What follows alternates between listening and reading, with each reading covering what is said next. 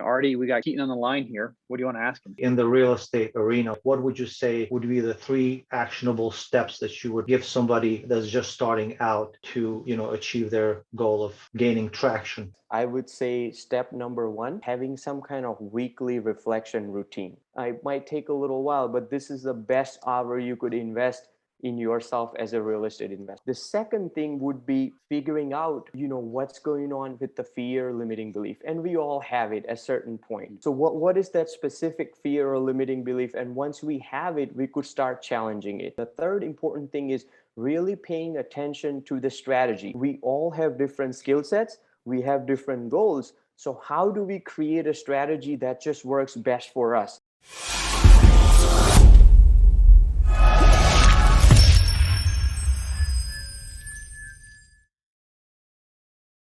Welcome to the Diary of an Apartment Investor podcast. I'm your host, Brian Briscoe with Forays Capital. Another great show for you today. We've got 2 amazing people on the line with us. We've got Ketan Patel, our experienced investor, and Ardijan Hasandzekaj. Artie, was that close enough? That's just about right, buddy. All right, perfect. All right, so we'll get into both of your guys' backgrounds here, but as most people know, the experienced investor is usually up to the plate first. So Ketan, welcome to the show. Thank you so much, Brian, and nice to meet you, Artie, and excited to be on the show and talking with you guys today. Yeah, thanks a lot. So would you do us a favor and tell us a little bit about yourself, where you're from, and lead us along the road of how you got into apartment investing? Yeah, so a little bit about me. Originally, I'm an immigrant from India. I came here when I was 19. I got my doctor of pharmacy at an accelerated pace, and I was practicing pharmacy, and I realized I just don't want to rely on this W-2 income. So I started buying rentals, creating a rental portfolio on the side, and that whole passive income journey was going too slow. So I ended up buying another business in senior care industry, put it on autopilot, and I realized that capital raising and then also scaling is the key in real estate business. And then that's what led me into apartment syndication. All right. So first of all, I've got a lot of respect for anybody who immigrates here. I spent a lot of time outside of the country and lived overseas for, I think, a total of 6-7 years now. But like I said, tons of respect. It's not easy. It's not easy to come out of one culture and integrate into another. So tons of respect on that one. And so you got your doctorate in pharmacy, and something that you mentioned that I think comes up a lot is you didn't want to be tied to that one income.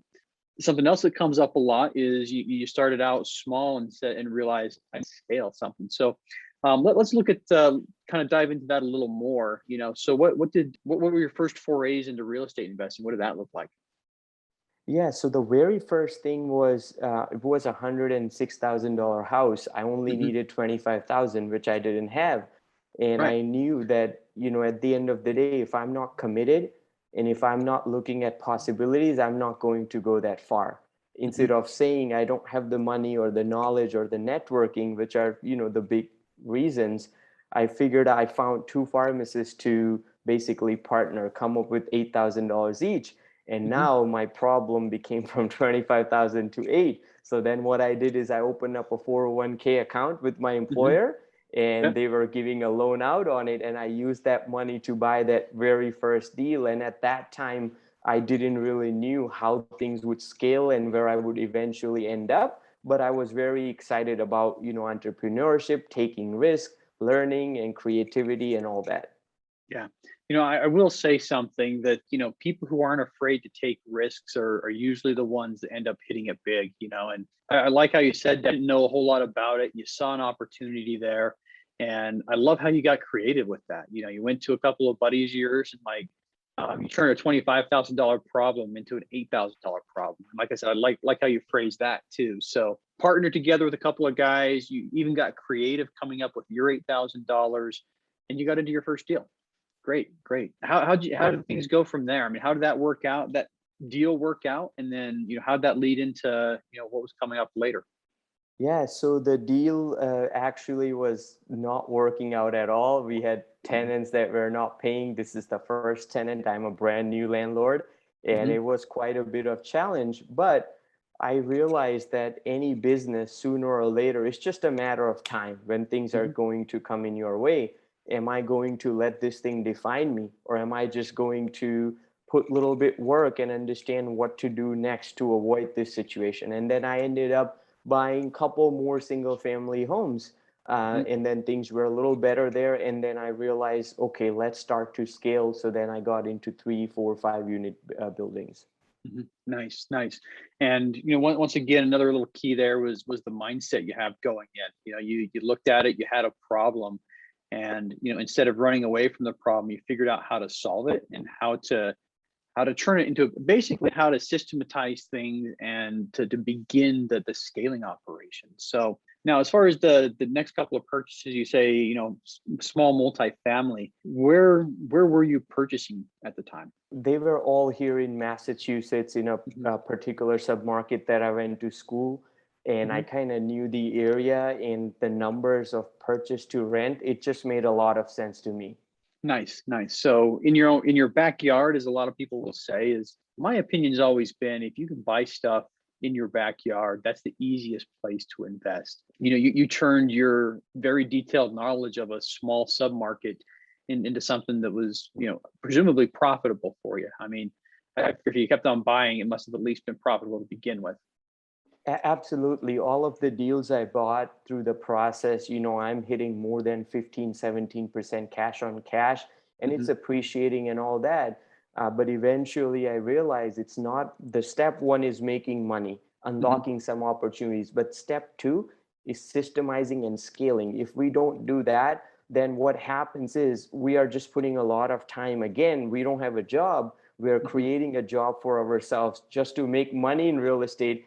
But we are back at that same conundrum, so to speak, that where we started at.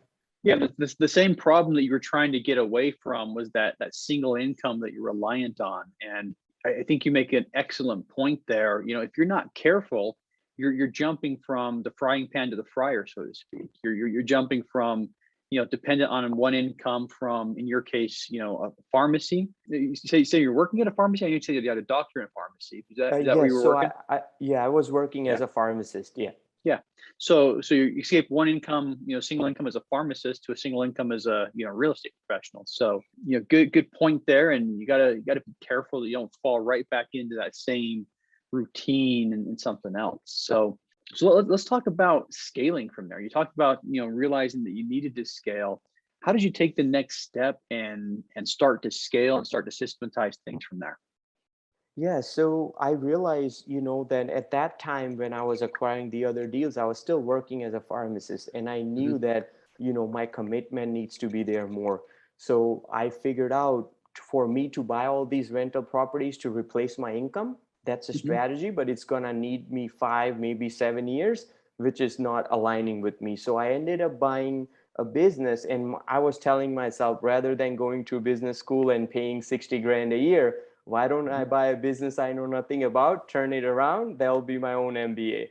So that's exactly what I did. I bought a senior care business, turned it around, put the management in place. So now, working less than 1 day a week, I could live comfortably, and I have time, which is even valuable, that money. And now I could use that time to scale, whether it's just, let's, build a business where I'm flipping more, or developing. But for me, it was more about raising money, because I also realized we run out of money sooner or later.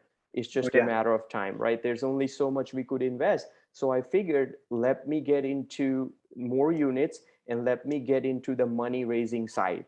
So I built my brand, got investors, started with friends and family, and I started plugging that money with a sponsor that has already executed some deals. They even had an exit. And that was my way to scale and put system and transition into something bigger. Nice, nice. Now, when you're doing deals now, do you stick with the same sponsor, or do you have several sponsors that you'll partner with? Yeah, so right now I also got a broker dealer affiliation. I got through the securities exams last year. So now I do have the option to partner with whoever, and I could get compensated on raising capital. But I still strictly focus on one sponsor, because a lot of my time goes into my personal development and coaching clients around the mindset and fear and building the strategy. So I'm happy with just picking a sponsor or two and raising capital for them. Nice, nice. And something you mentioned, just having the securities certification, I think is what it is, but you're able to basically, I'm not saying skirt, but you have a lot more flexibility than somebody who's raising capital for like a 506B or a 506C, because since you have the certifications you need, you can be compensated. Like you said, you can be compensated just for raising money and dropping money in there, because you are licensed to sell securities and broker securities. So I think that's really, really big, and something that I just wanted to bring up. I know a lot of capital raisers who, when they're first trying, don't quite understand the SEC regulations, and you've actually set yourself up very well so that you can essentially sell the securities, come in, bring money to a deal, and not have to worry about the SEC regulations as far as that goes. But that said, why did you choose one sponsor? Why did you choose the one sponsor that you've done most of your deals with? Yeah, so I also realized real estate is not really a transaction business. It's a relationship business, so to speak, right? And the important point is finding partners or mentors or whoever you're doing business with. They have an alignment in terms of values, right? Are these folks that have integrity, that they are going to do best for their investors or whoever that's doing business with them? That's more important. After that comes in, how good are they sticking with the strategy and discipline? What are their processes and systems? Are they upgrading? What are their goals? These are the questions I try to answer.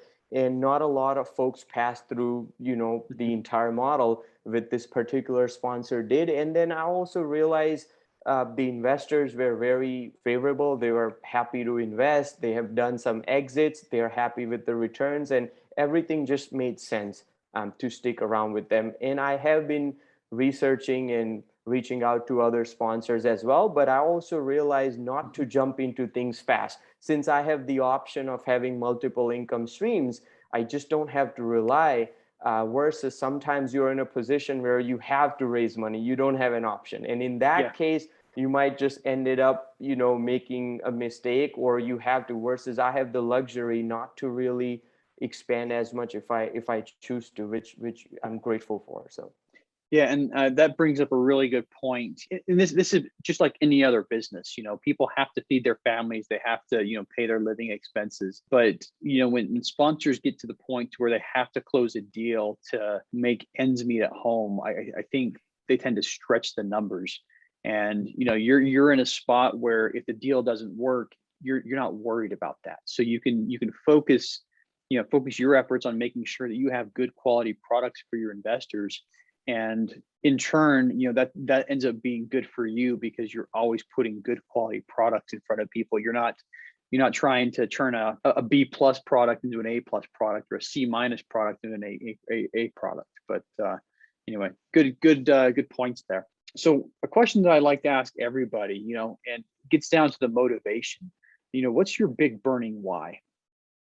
Yeah, my big burning why, I've been always motivated in the potential that we all have, but I've always seen that it's always a case of fear or limiting belief that we are not really conscious of. We all could be doing so much more in our own ways, right? What we desire, but these unconscious programs and things just come into way. So for me, it's just to drive myself, push myself to grow, learn as much as I can, and then support other people, whether it's through my coaching program or books or talking at events or YouTube video, whatever that is, because I realize ultimately it's just a collective growing. It's just not me meeting my needs, nothing wrong with it. But after a while, the point comes where you just want to involve more people. And I'm just figuring out new ways. Before it was raising capital and serving investors, which I do. Now it's just helping real estate entrepreneurs get to their goals, basically.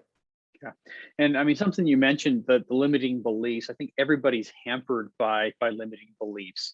And you talked about some things that I think a lot of people would call scary. You talked about, buying a business without knowing. You talked about jumping into your first investment without a whole lot of knowledge, which, I think for a lot of people, those are big, big hurdles. Did you have any limiting beliefs you had to overcome to get to those steps? And how did you do that? Yeah. Absolutely. Great question. I have limiting beliefs, and I realize the more we grow, the more we find, right? And to go back, when I bought the business and left pharmacy, I had debt of student loan in six figures. I had lost everything I've saved with another business venture. And, I'm like, is this a good time? And I realized there's never a good time, so to speak. We wait for a good time, whether in terms of family or something with the real estate cycle or whatnot, but it's just an excuse that the mind conjures up.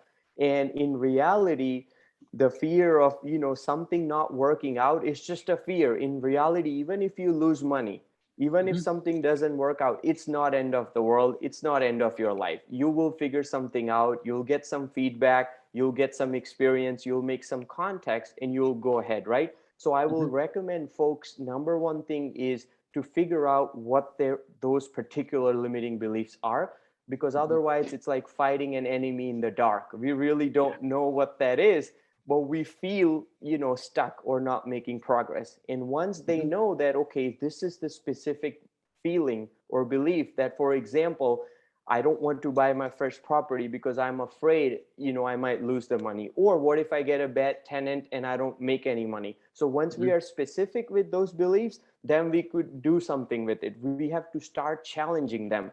How are other folks doing that have jobs and they are buying apartment complex? Something's not right. I have to question this belief. And there's more things, along this avenue. So. Yeah, absolutely. And I appreciate that. I think for the longest time, I had a limiting belief. I remember reading Rich Dad Poor Dad. It was like 2004, 2005 timeframe. And he talks a lot about commercial real estate. And I remember thinking that sounds too complicated. I had a limiting belief that I could not do commercial real estate. And fortunately, I started buying single family properties, but it wasn't until many years later that I looked back at that and said, oh my gosh, I've had these limiting beliefs that have been holding me back. And I think once you start realizing that, you start noticing, when you say things that are limiting, when you actually think things that are limiting, and you start noticing that you have these limiting beliefs. And I like what you say. You go from fighting an enemy in the dark to understanding exactly what it is that's holding you back, and you can attack it directly. But love it. Love what you've brought to the show so far. But anyway, one thing that I also like to talk is just a little more specifics on some of the multifamily deals. What type of deals do you look for? What do you like to invest in, and the type of things that you're bringing your investors to as well? Yeah. So, as we know, there are so many strategies in the multifamily arena, but I typically like big metros, surrounding big metros, and I like 250 unit plus deals with the strategy of, C plus, B minus, and just giving it a notch up.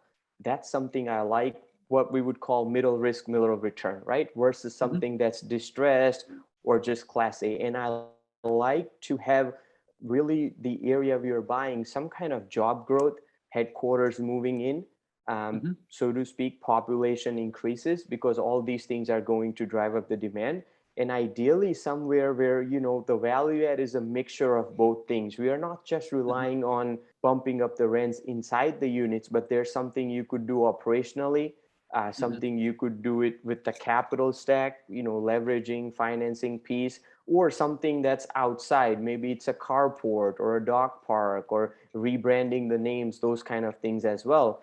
All that stuff adding up, and ideally something where, the expense ratios we could bring down from the current management, and where there's a proven demand in the area surrounding it, where people are paying premium. So it takes a little bit of risk and guesswork out. That's something that I like to invest in. Most of the deals I invest, I also invest alongside with my investors as well. Yeah, and a lot of golden nuggets there. The larger metros, the cap rates are lower in the larger metros because there's less risk there. If you look at cap rates as an indication of risk, that's what you're looking for. You're looking for the large metros because there's a little less risk. You're looking for 250 above because there's a little bit less risk. You're looking for the areas that are growing because there's less risk there. And I think you hit the nail on the head. Everything that you said tends to have, lower risks to it, which, typically you end up with lower returns than, maybe some of the guys in other areas and other, business plans have. But end of the day, you're very likely giving much more stable returns to the investors. Yeah, So, and to add to it, my outlook, and I tell investors often, is it's not about investing in a deal as an LP and making the most return. It's about a long-term game plan. And you know what? We might have an investment that might not work out, or something that's producing a lot of return, but having a long-term view and learning and growing your model is going to serve better, instead of just looking for that golden nugget deal and just hoping for that. And then, you sometimes you spend 2 years not investing because, we haven't found that deal. And now the time value of money, right? All of that stuff comes into play. So absolutely. All part of a larger, investment, philosophy, investment portfolio there. Well, that's great. One question that I also like to ask everybody, see what's coming up on your radar. What's next for you? Yeah, for me, the next thing is just scaling. I have built models on, how to get over limiting beliefs, how to have clarity, how to have a strategy, but there's only so many people I could support in one-on-one coaching. So I'm working on, publishing this content in a book, speaking at conferences, just more group coaching, leveraging all that so I could support more people with my ideas and what I've learned and all that. Yeah, amazing. That said, let's shift gears a little bit, and we're going to bring Ardi on the show. So, Ardi, welcome. Thank you, Brian, for having me. Yeah, great meeting you. And for anybody listening, Ardi and I met face to face in Dallas a couple of weeks ago. So, very excited to see you again, and happy to have you on the show. Likewise, thank you. Yeah. Hi, Ketan. Ardi, Nice meeting you as well. all right. Ardi, same first question for you. Would you please introduce yourself? Tell us about you and kind of lead us into what got you into real estate. Yeah, well, as I said, my name is Ardi. I'm originally from Kosovo. Came here when I was about 17, 18. It was a complicated situation, but I ended up coming here, and kind of just like a lot of immigrant stories, you start off slow, and education is always like on the top of your list. I went to school, and I had a dream of becoming a physician, and that took me a while to get to that point. Eventually I got there, and I've been doing it for over 10 years now, and as much as I enjoy it, I think my next step was trying to create more time so I could do things that I've missed doing for years, while I was in school and chasing my dream. I kind of left a lot of things undone, and so that was that's where I'm at this point in time. Yeah. Interesting. And yeah, same thing I said to Ketan earlier, definitely, have a lot of respect for immigrants. And, you say complicated. I can only imagine how complicated your life was in Kosovo. I mean, early mid 90s, anything could happen out there, and probably into the early 2000s as well. So, and you're familiar with it since you've been in the armed forces, so you know exactly what happened. But yeah. Yep. I know what happened. That was slightly before my time.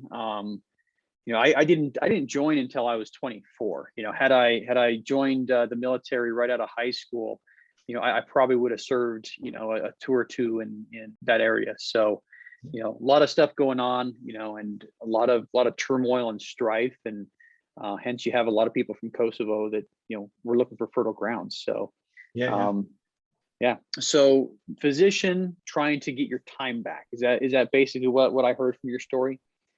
Yeah, basically. I mean, there's so many facets of what what the reasons are, but the big why is family and spending time with my daughter. I have a 1-year-old daughter now, and seeing her grow and being able to be with her and sharing experiences and teaching her things and being there for her. It's one of the most important things in my life now, and I would like to do that. And so that's basically the big why for me.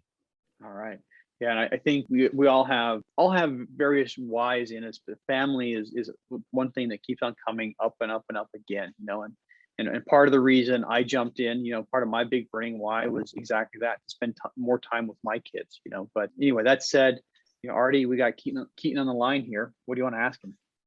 Yeah, Ketan, I've actually heard you before, and I was quite impressed with your story as well. And I guess the big question that I would have, given the fact that you are coaching others to, overcome their limiting beliefs and become better version of themselves, specifically in the real estate arena, like what would you say would be the 3 actionable steps that you would give somebody that's just starting out to, achieve their goal of gaining traction? Yeah, okay, that's a great question, right?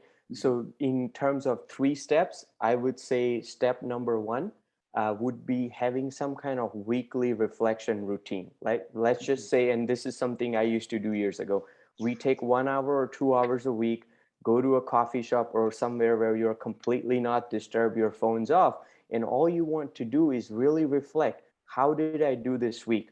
Did I work on the goals? Did I took action to move in the direction I want to go? If the answer is no, it's not about beating yourself down, but it's just going to bring the awareness, because a lot of times we want to get here and we are here. Some things in the middle, we really don't know what that is. And until we really know, we can't really go far. So even doing this thing week over week and taking pride in what did you do well this week, right? And if, let's just say you're raising capital, then you could look at it and be like, okay, I did 1 call. Week goes 1 call. Week goes 1 call. Now you look at it and be like, wow, I've been doing 1 call a week. I really want to raise $1 million.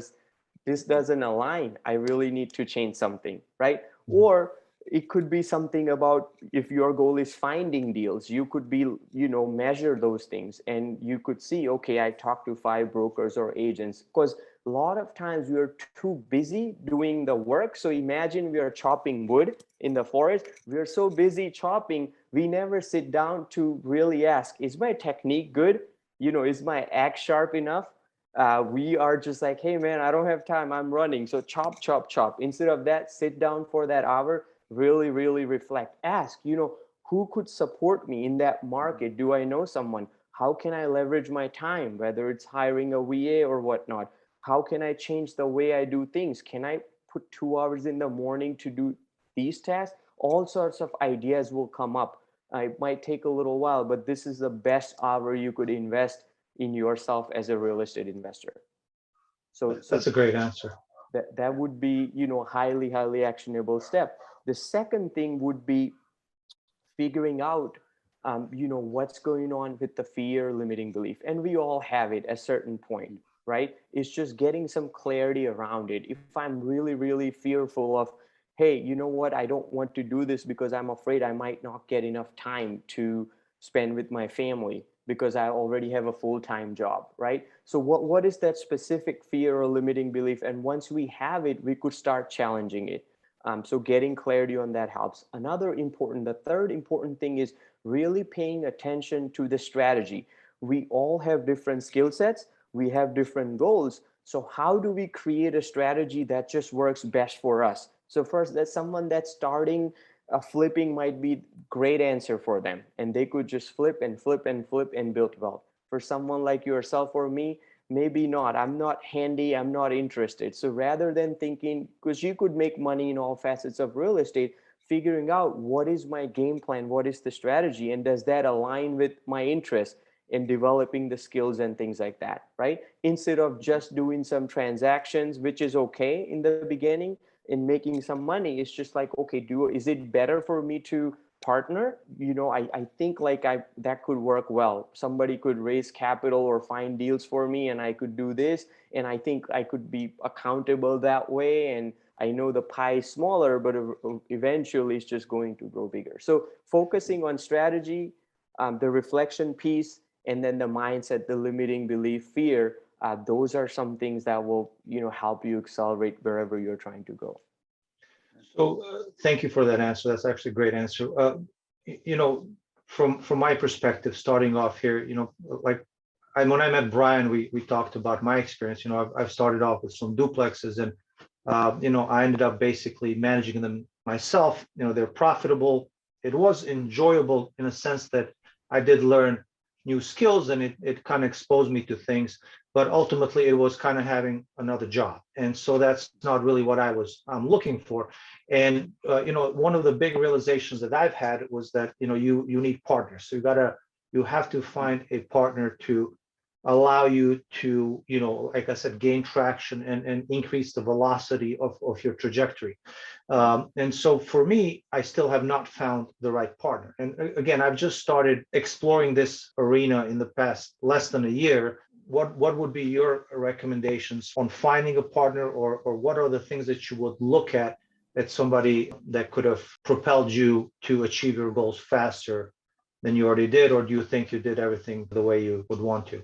Yeah, so my value was more around the capital side, because that particular partner, they've already figured out where to buy, what to do, that machine. All they needed was capital, investor relations, and figuring that out. So that was my piece, and also bringing that transparency, so to speak, and having clarity on roles and what's supposed to happen. There wasn't any confusion on, what I'm going to do, what they are going to. And to Brian's point, which is excellent, how do we be attractive partner too, right? So just kind of being very good with communication, so the potential partner could see that we just have somewhat of a vision and a plan, and it's not that we are just willy-nilly trying to figure it all out. So for me, the value was bringing the capital, so to speak, kind of making sure I was conservative and looking out for my partner, that if I said I'll bring 500, I'll make sure I get it done. I could bring 800, but I'll be conservative. So they knew that they could trust on me when I say I'm going to bring an X number, and I'll follow with their protocols and things and whatever that is. And going back, hindsight, a lot of the things I'm talking about, I didn't knew. I didn't put a lot of attention to strategy, right? So I was looking at a little bit of this, a little bit of that. So in hindsight, if I had been more strategic, it would have helped. If I had worked more on my mindset and limiting beliefs, all that stuff would have helped to go a little faster. Yeah. I'll give you my experience. I was in a coaching program, and the Four Oaks, we came together around one deal. And I think the value that I brought, I got the deal under contract. So that was something that I brought to the table. But I also had a coach at the time. We all four of us, none of us had experience in multifamily. Between the four of us, we had probably owned 50 different single family rentals and some small multifamily, and had LP'd in deals, but none of us had been the sponsor or the operator. And for me, it was bringing a deal to the table, and then just having the coach behind my back that could guide me and direct me, being the brand new guy, among four new guys. But that was the value I brought. And quite frankly, I realized that the partners that I chose were all, really good people. And that just made me want to hustle even more to try to keep them, if that makes sense. Yeah. And I did hear your story, at the conference as well, Brian. And I think you did bring a valid point. I mean, you have to be in a partnership with people that you trust, that you think are good people, and they're that they're going to be there for you. Now, if you don't mind me asking you, Brian, like, do you think that the fact that you had a coach, or you were part of this group, helped you land your first deal? Could have you done it on your own if you had the same mindset? I think having the coach helped me to have the confidence that I didn't have in myself. I think going into this, I had a lot of limiting beliefs. And I think just having the coach helped me to gain that confidence that I just didn't have, So more than anything, I think that coaching helped me just to unlock my potential. It wasn't anything they said or did that made a huge difference. It was mostly realizing that I can do this. And that's more than anything else that helped me get that first deal. It wasn't the coach telling me what to do and helping me to underwrite properties. It was more of me thinking, using the coach as my safety net, saying I can go big because I got him in my corner type stuff. And it was just that self-confidence that I got from that more than anything else. Yeah. I mean, when I call brokers, it's a process. And I think, initially when I spoke to them, like at the beginning, they could tell I've completely new. And now it's a little bit more, I'm a little bit more confident, and I think I have more experience because I've done it. And I also have, I'm also doing personal coaching, which is also, has helped tremendously. I mean, I think coaching is an aspect that a lot of people don't realize, that it can really propel you much faster than you would otherwise. So yeah, I think that's true. Most people who are extremely successful in anything all have a coach. So exactly. Absolutely. And to add into your guys' point, similar situation as well, right? If I hadn't had a coach push me, I might not have looked at the other avenues, because it's much easier to self-rationalize and think this is not in my reach, or this is not the right move, or whatever, versus somebody that's outside of you. They could look at your talents or things and they could stretch you, and they don't have to be afraid. They could just tell you, hey, why are you shortchanging yourself here? And them believing in yourself and you have someone to answer to does something too. And naturally, if someone has experience and they have traveled a lane, they'll have some wisdom for you that you could use to, chart your path. So absolutely, my coaches and mentors have helped me tremendously to get results on myself as well. Yeah. I remember a big conference, and this was 2018, the first big conference I went to. I showed up with a lot of limiting beliefs. One thing that helped me is a guy literally put his hand on my shoulder. We were in the corner of the big networking area, and he just did one of these things where he pointed across the room. And he says, "Look at all those people." He's like, "Brian, none of those guys are any better or any worse than you are. And a lot of them are doing what you want to do." And that was one of the things that just kind of unlocked it to in my mind. It was just like, you know what? You're right. We're in a room with a bunch of just normal people. They all look normal. They all dress normal. They all drive normal cars. And some of these guys are buying 200, 300, 400 unit properties. Maybe I can do it too. Yeah, no, Ketan, and you probably understand what I'm saying in a sense that, when I came here to the States, and, when I was in high school and started college, and I would tell people that I wanted to become a doctor. And, I would hear it all the time. And it'd be like, oh, it's very tough. Even people that live here can't do it, this and that.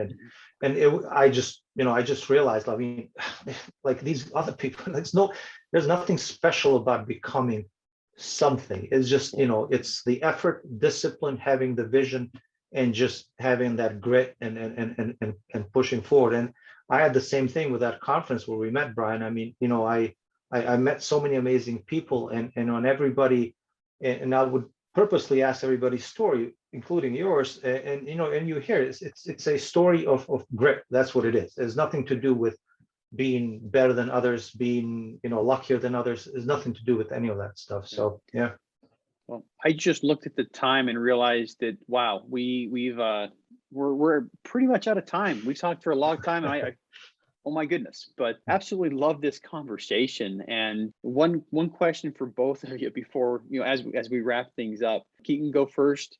How can listeners learn more about you?